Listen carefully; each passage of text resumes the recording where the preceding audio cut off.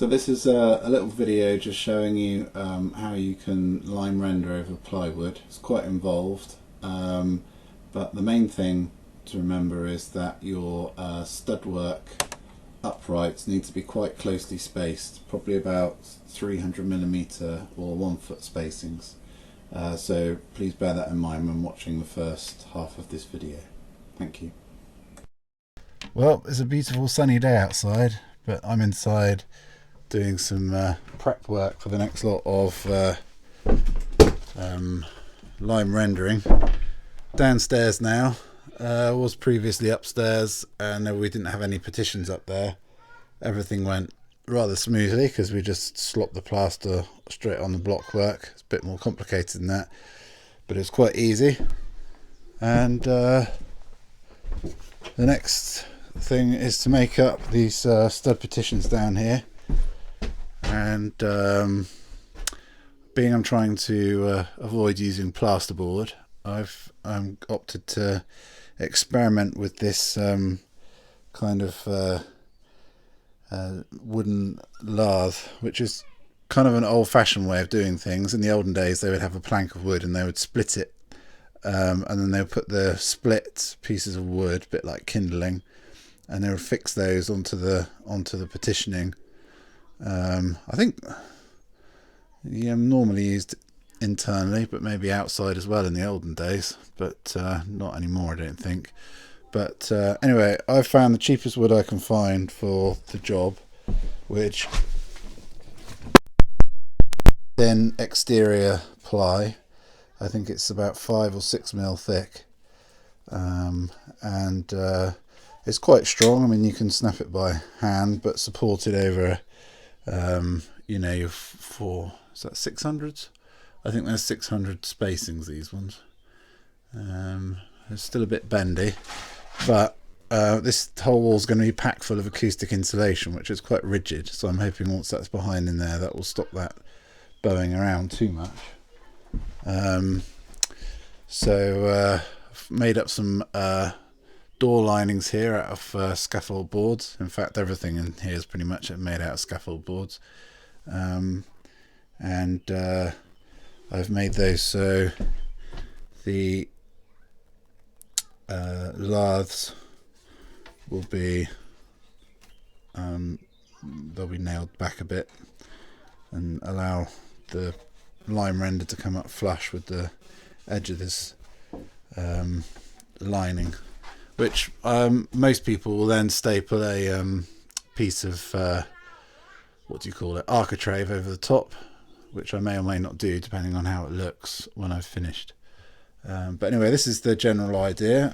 I've read on some sort of heritage building sites, websites, that you should space the lathes using a little finger. It's approximate, and just try and get it quite good, because when you get to the top you don't want a wonky one, which could involve cuts and things like that. But being it's all going to be covered up, it doesn't have to be too precise, and it's really just to provide something for the line render to cling to.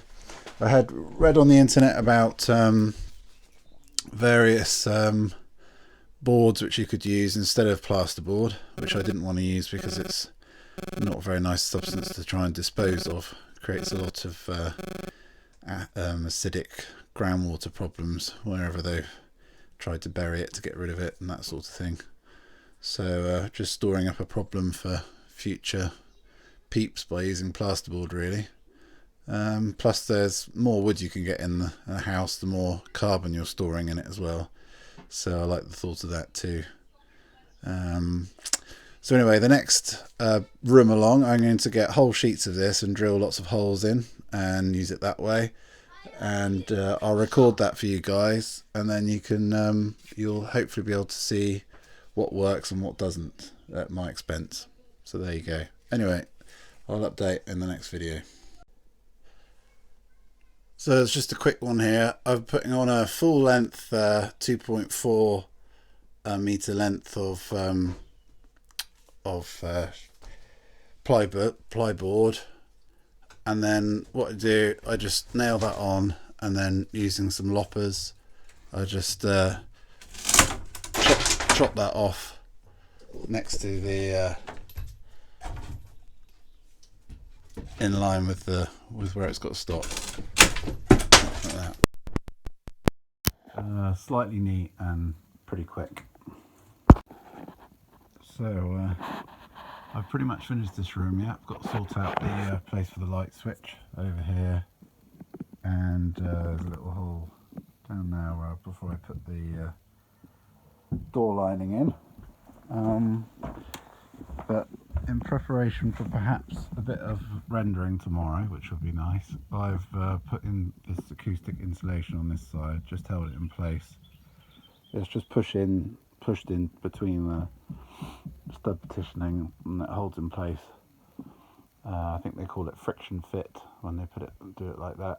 There's a few gaps here and there, but I can tidy them up. The main reason I put it in is because this is part of my plan, which I hope works, but it's to try and make this less flexible when you're rendering on it. Obviously, when you're pushing the line render on here, then you have to push quite hard on the trowel, and these laths, if they flex, that means when you come back later on to do your sponging up with a sponge flake, these will move, and that's not ideal. And as you can see, that these are quite wobbly, aren't they? So it'd be interesting to see how we get on tomorrow, applying the render to this wall. I think when I've seen older walls where they use the traditional laths where they're split from a piece of wood, they don't seem overly flexible like this, perhaps because the wood is irregular shapes. That might help it be more rigid, or it's also a natural piece of wood cut long grain, which may or may not be a good thing, I don't know. Anyway, but we'll see how we get on anyway, and we'll have a go tomorrow.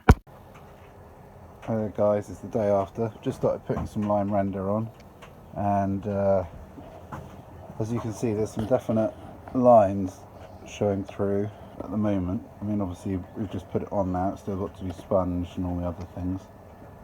I'm trying to get away with one coat like I did upstairs, but we'll have to see. So I put some acoustic insulation in behind here last night, and to stop the lime render squishing through too much, although I just tried a little patch here.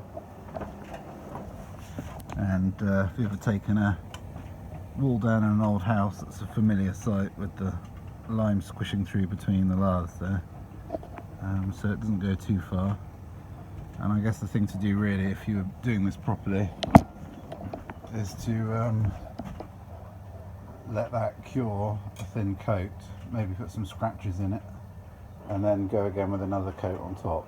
But I always like to try and rush things, so I'm just going to go for one coat, which may be a disaster with this, because as I was saying yesterday, these are a bit bendy, and when I'm sponging it later, what will happen, I don't know. So we'll have a look. Hi there guys, so this is the next bit. It's been a couple of days since I lime rendered this wall with using my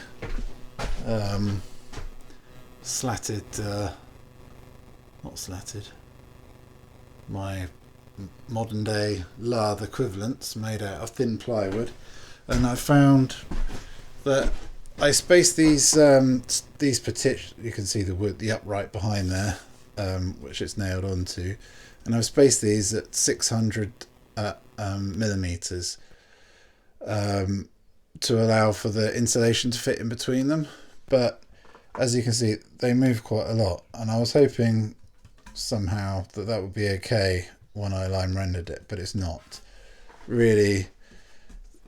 And what's happened is where I've put you can actually see the lines coming through on the wall, can't you? Very faintly. And also as well, where the laths have been particularly loose, you've got these cracks here, because when you're sponging it after rendering it, the wall moves as you're sponging it, and then these cracks appear. So that hasn't been very good at all, to be honest with you. Also as well, even while it's not cracked, it's flexible, which I don't think bodes well for you know, longevity. How long is that going to last for where it's all bendy? I don't know. I mean, the lime render takes a few weeks to set properly, but I'm not very happy with the results, to be honest.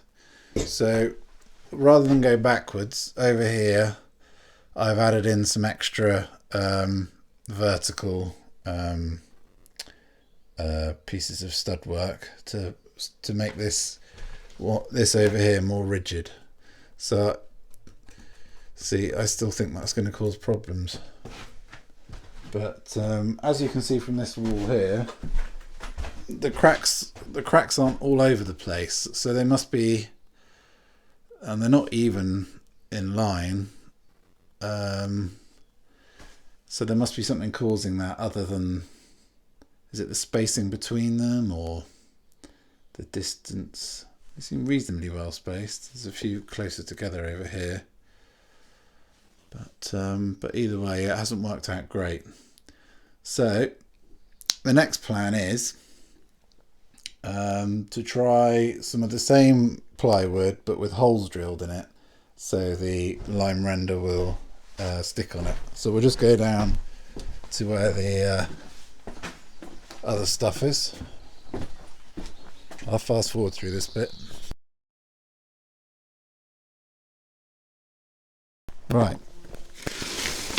so this is the kind of plan. So I did this last night. I've got a few layers of the plywood stacked up together and held together in the corners with screws to stop them shifting apart or shifting around. Probably would have been better to put screws on all the corners rather than just 4, or maybe a few up the sides to hold it all together nicely. Either way, that took about 25 minutes to do those. So the rest of the heap should take about an hour to drill, which is probably comparable to slicing up and making the laths out of it. So yeah, these are the kind of complications when you try to veer off and do your own thing. Anyway, I'll update when I've got a layer of lime plaster on this stuff to see how it's gone, and we'll see. So this room's finished now, so we'll have a look at how it went and have a talk through what happened. So these walls here, which we put the extra uprights in, they're still using the lathes as we saw when they weren't covered up. You can see there are some lines you can see there which come through. We've got a couple of smaller cracks. I'm not too bothered about those. And now the lime is set quite well. There's hardly any give in that. And when this has set, it will be a very sort of white colour or light biscuity colour all over. In fact, this wall here, which is on the old external face of the house, has dried off quite quickly, so you can kind of see the colour it goes compared to this. So this is obviously a bit of head in terms of how while it's set. It takes a couple of weeks to set properly. So this wall isn't finished setting yet, and it's already quite rigid, so I'm quite happy despite the cracks, because I don't really mind the cracks, to be honest, because they're not overly large. This one here is again on the lathes. There's some cracks there as well. Probably the biggest one in the room is here, but there's very little movement in it, so I'm not too fussed about that. And this wall here, this in the end, what I did, rather than, because I've already put the insulation on the other side and all that sort of business, I just used some of the plywood which I've drilled lots of holes in, which we looked at in the last video, and just put that over the top so I didn't have to disassemble the other side of the wall. to put more studs in, and that seems to have worked okay. There's a bit of show through here. You can definitely see a kind of sort of stippling effect, but that might become less obvious as it dries. Upstairs we had some, you could see, in fact you can see it here, where we've rendered on the blockwork. You can see there is what they call grinning here, where the mortar lines in the blockwork are showing through the lime render, but after the lime renders dry properly, they will go away and you won't see those. So I'm hoping that this kind of, these sort of stippling effects, or maybe the lines over here which you can see the laths, or over here where you can see all the little holes which have been drilled, I think when the lime render is dried and gone off properly and it's all that light biscuit colour, I think that will go away. So overall, what do I think? Well, it's a pain. It's taken quite a lot of work to do. Obviously things will get quicker now. I know what to do. You know, all the rest of the stud partitioning, which I've got to do. I've got to do another 2 rooms like this down here, which I haven't put the stud partitioning up for yet. I will make sure that my uprights are at 300 millimeter centers, which will increase the rigidity. And I'm also switching over to using boards with lots of holes drilled in, because I know it sticks on there now, and it's putting all those laths in is very fiddly, lots of nails. I've been using a drill for so long, I think I've forgotten how to use a hammer, and I've hit my fingers and thumbs so much they've just absolutely mashed to bits pretty much. But there you go. So that's it. You can do it. There's some lime render on some plywood, and it sticks on there okay, providing you've made some holes. And yeah, it's a goer. Okay, so there you go.